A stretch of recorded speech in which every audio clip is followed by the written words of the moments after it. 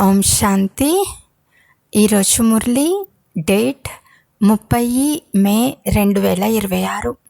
బాబా చెప్తున్నారు, మధురమైన పిల్లలు, మీ సర్వస్వము ఈశ్వర్య సేవలో సఫలం చేసి భవిష్యత్తును తయారు చేసుకోండి.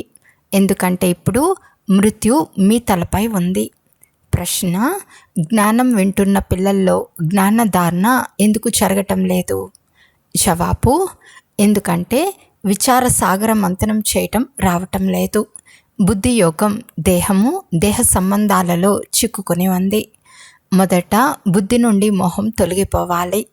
అప్పుడు ఏదైనా ధారణ కూడా జరుగుతుంది.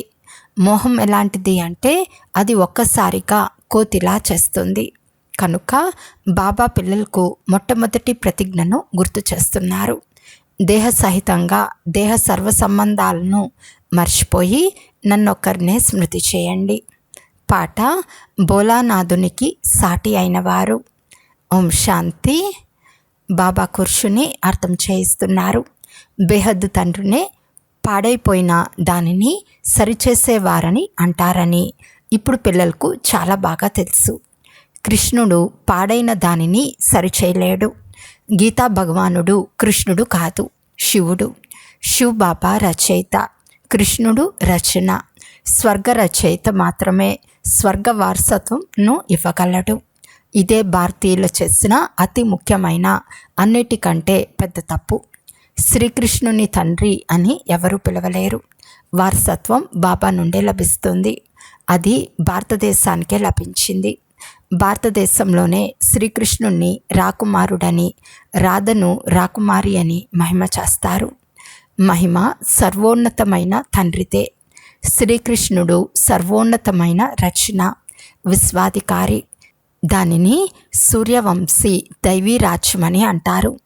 గీత ఆది సనాతన దేవీ దేవతా ధర్మశాస్త్రం. సత్యుగంలో ఎవరికీ జ్ఞానాన్ని వినిపించలేదు. బాబా సంగం యుగంలో వినిపించారు. చిత్రాల్లో కూడా మొదట దీనినే నిరూపించాలి. ఇరువురి చిత్రాలను ఇచ్చి శివబాబా చిత్రం చూపించి వీరు గీతా భగవంతుడు రచయిత, పునర్జన్మ రహితులు అని, శ్రీకృష్ణుడు వారి రచన అని అర్థం చేయించాలి.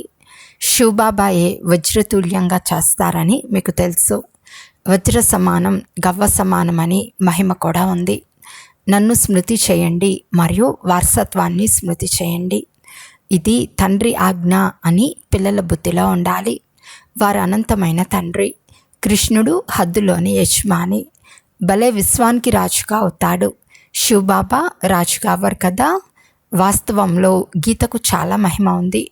దానితో పాటు భారతదేశానికి కూడా మహిమ ఉంది. భారతదేశం అన్ని ధర్మాల వారి గొప్ప తీర్థస్థానం. కేవలం కృష్ణుని పేరు వేయటం వలన మహత్వం అంతా సమాప్తమైంది. అందుకే భారతదేశం గవ్వ సమానంగా తయారైంది.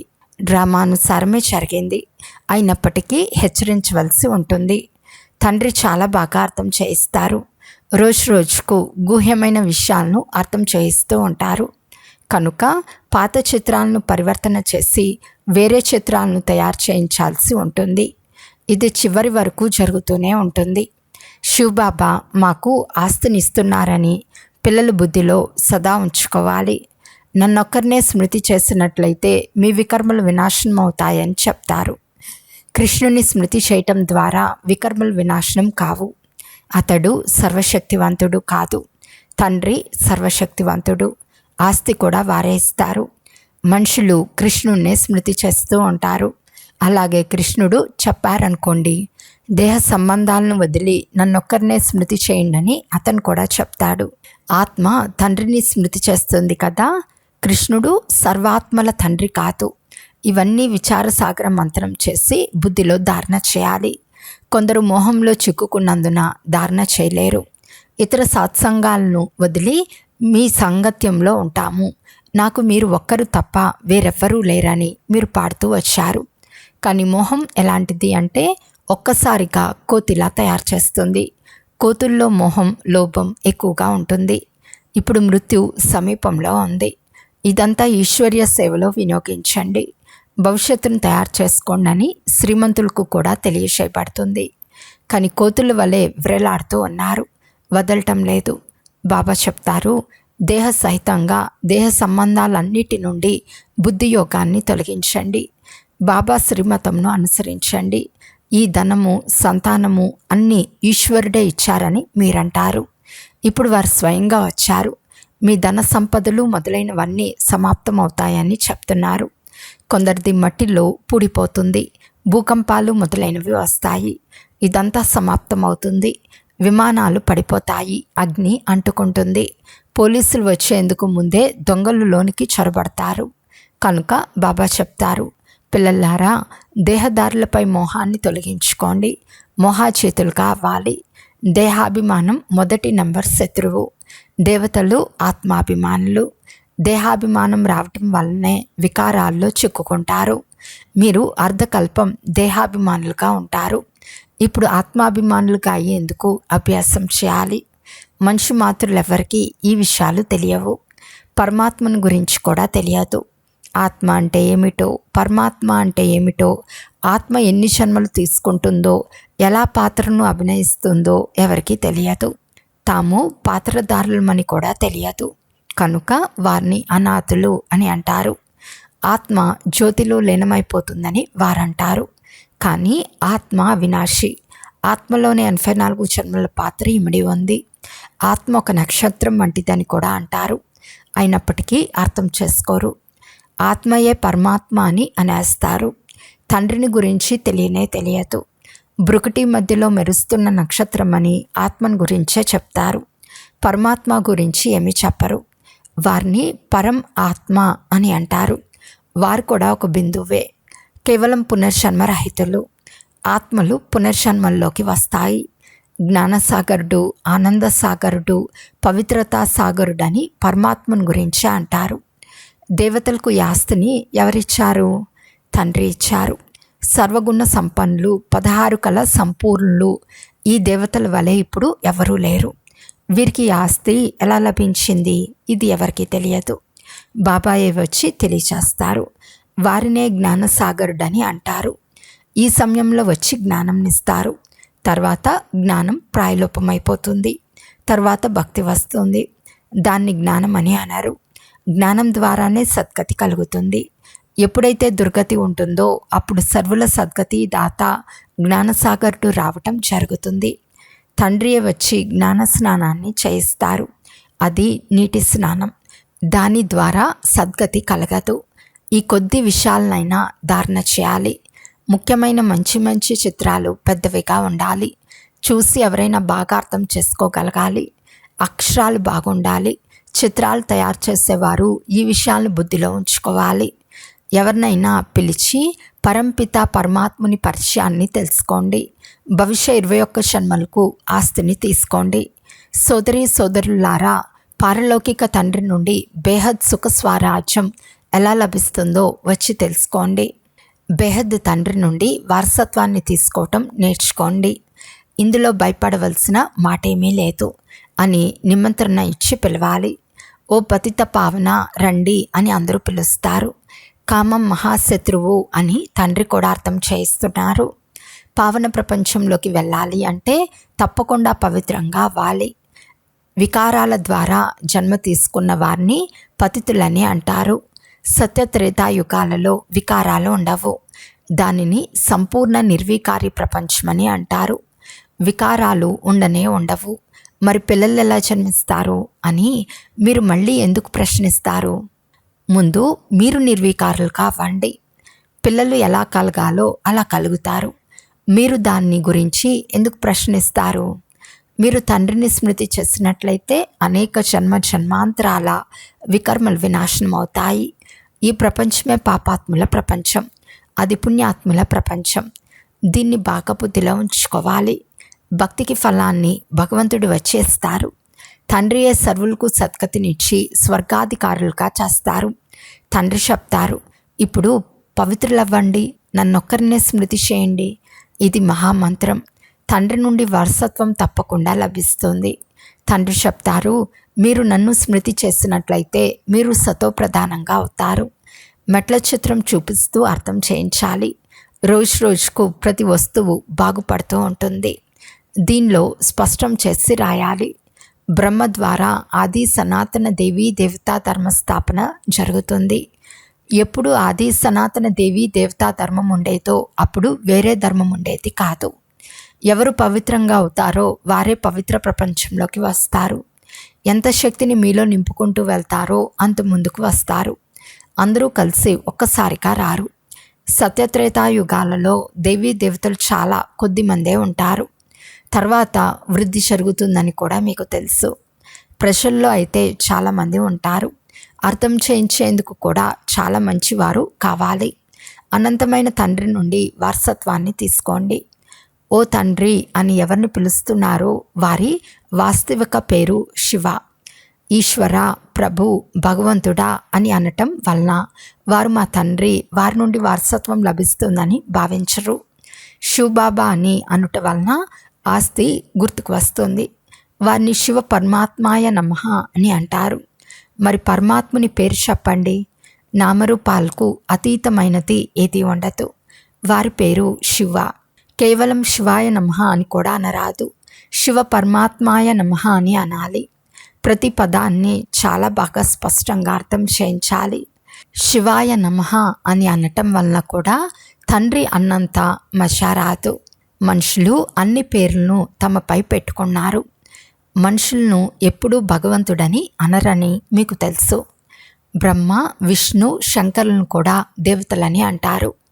రచయిత అయిన తండ్రి ఒక్క నిరాకారుడే. ఎలాగైతే లౌకిక తండ్రి పిల్లలను రచించి వారసత్వం నిస్తారో అలా ఈ అనంతమైన తండ్రి కూడా వారసత్వం నిస్తారు. భారతదేశాన్ని విశ్వాధికారిగా తయారు చేస్తారు. పూర్తి ప్రపంచానికంతా పతిత పావనుడు ఒక తండ్రియే. ఇది ఎవరికీ తెలియదు. మన ధర్మస్థాపకులు కూడా ఈ సమయంలో పతితులుగా ఉన్నారు. శ్మశానగ్రస్తమై ఉన్నారు. ఇప్పుడు అందరి అంతిమ సమయం. తండ్రియే వచ్చి అందరినీ లేపుతారు. అంతిమ సమయంలోనే ఖుదా అనగా భగవంతుడు వస్తారు. వారే జ్ఞానసాగర్లు. జ్ఞానసాగరుని పిల్లలు భస్మీభూతమయ్యారని రాయబడింది. అనగా కామచిత్పై కూర్చుని నల్లగా ఇనుపయుగం వారిగా అయిపోయారు. మళ్ళీ వారు సుందరంగా ఎలా అవుతారు? స్మృతి యాత్ర ద్వారా అని తండ్రి చెప్తారు. యోగము అనే పదం చెప్పగానే మనుషులు తికమక పడతారు. తండ్రి చెప్తారు, నన్ను స్మృతి చేసినట్లయితే అంతిమతే సోగతి అవుతుంది. ఎంత సహజంగా అర్థం చేస్తారు. అయినా ఈ విషయాలు బుద్ధిలో ఎందుకు కూర్చోవు? దేహాభిమానం చాలా ఉన్నందున ధారణ జరగదు. బాబా చాలా మంచి యుక్తిని తెలియజేస్తారు. ఎవరిని స్మృతి చేస్తారో ఆ అనంతమైన తండ్రి వచ్చి ఏం చేశారు? భారతదేశాన్ని స్వర్గంగా చేశారు. హద్దులోని ఆస్తిని అనేక జన్మల నుండి తీసుకుంటూ వచ్చారు. ఇప్పుడు అనంతమైన తండ్రి నుండి 21 జన్మలకు అనంతమైన వారసత్వాన్ని తీసుకోండి. సత్యత్రేతాయుగాలలో దేవతల రాజ్యం చేసేవారు. సూర్యవంశీలు, చంద్రవంశీలు వీరే వైశ్యవంశీలు, శూద్రవంశీలు. వీరే అనే పదం రాయటం వలన వారే పునర్జన్మ తీసుకుంటూ వర్ణాల్లో వస్తారని నిరూపించబడుతుంది. బాబా అందరికీ అర్థం చేయిస్తారు. మీరు సన్ముఖంలో కూర్చున్నారు కనుక మీకు చాలా సంతోషం కలుగుతుంది. కొందరికి భాగ్యంలో లేనట్లయితే సర్వీస్ కూడా చేయరు. సర్వీస్ చేసినట్లయితే మంచి పేరు వస్తుంది. బాబా పిల్లలు ఎంత చురుకైన వారు, అన్ని పనులు చేస్తారని అంటారు. మాకు స్వర్గ సామ్రాజ్యపు ఆస్తిని ఇస్తారు, ఈ సామాగ్రి కూడా ఇస్తారని అంటారు. ఈ చిత్రాలు గుడ్డివారి ముందు అద్దం వంటివి. ఇందులో ఇంద్రశాలం మొదలైనవేవీ లేవు. పవిత్రతయే ముఖ్యమైన విషయం. ఇది అంతిమ జన్మ. స్వర్గానికి వెళ్ళాలంటే తప్పకుండా పవిత్రంగా అవ్వాలని అర్థం చేసుకుంటారు. వినాశనం సమీపంలో నిల్చుని ఉంది. తప్పకుండా పావనంగా అవ్వాలి. సన్యాసులు పావనంగా అయ్యేందుకు ఇల్లు వాకిళ్ళు వదిలేస్తారు. తండ్రి చెప్తారు, వినాశనం మీ ఎదురుగా నిల్చుని ఉంది. నన్ను స్మృతి చేసినట్లయితే మీ నావ తీరానికి చేరుతుంది.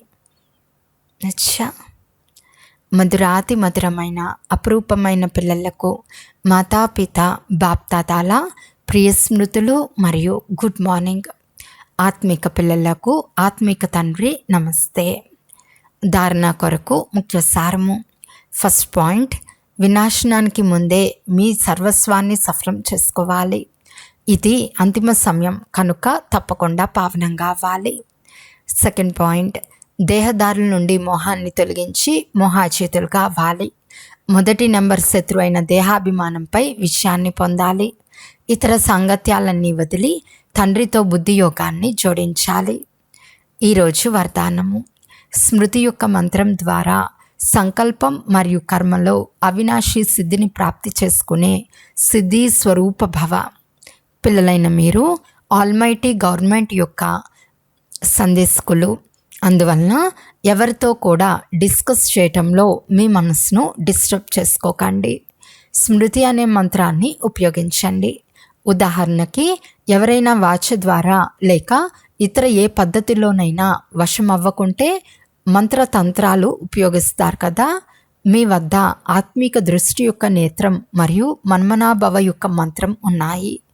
వీటి ద్వారా మీ సంకల్పాలను సిద్ధి చేసి సిద్ధి స్వరూపంగా అవ్వగలరు. స్లోగన్: కర్మ కాన్షియస్కు బదులు సోల్ కాన్షియస్గా అవ్వండి. అవ్యక్త సూచన: సదా అచల్ అడోల్ ఏకరస స్థితిని అనుభవం చేయండి. ఏకరసము అంటే పురుషార్థం, వేగము సదా ఒకే విధంగా ఉండాలని కాదు. ఏకరసము అంటే సదా ఎగిరే కళ అనుభవం అవుతూ ఉండాలి. సర్వ సంబంధాల యొక్క అవినాశీ తీగ ఒకరితోనే జోడింపబడి ఉండాలి. ఒక్క తండ్రి తప్ప రెండో వారెవ్వరూ లేరు. ఈ దృఢ సంకల్పం ఉండాలి. ఒక్క సంబంధం కూడా తక్కువ ఉండరాదు. సర్వ సంబంధాల దారం ఒకరితోనే బంధింపబడి ఉండాలి. అప్పుడు ఏకరస స్థితి స్వతహాగా ఉంటుంది. నచ్చా. ఓం శాంతి.